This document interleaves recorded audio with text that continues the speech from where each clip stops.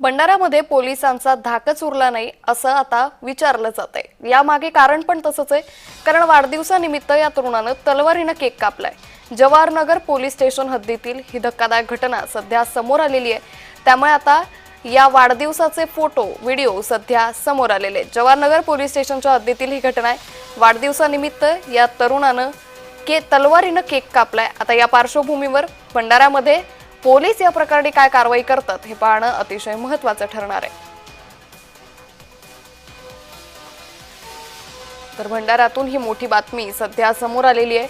भंडाऱ्यामध्ये या तरुणाच्या वाढदिवसाच्या निमित्त या तरुणानं तलवारीनं केक कापला आणि सध्या या वाढदिवसाचे फोटो मोठ्या प्रमाणात व्हायरल होत आहे।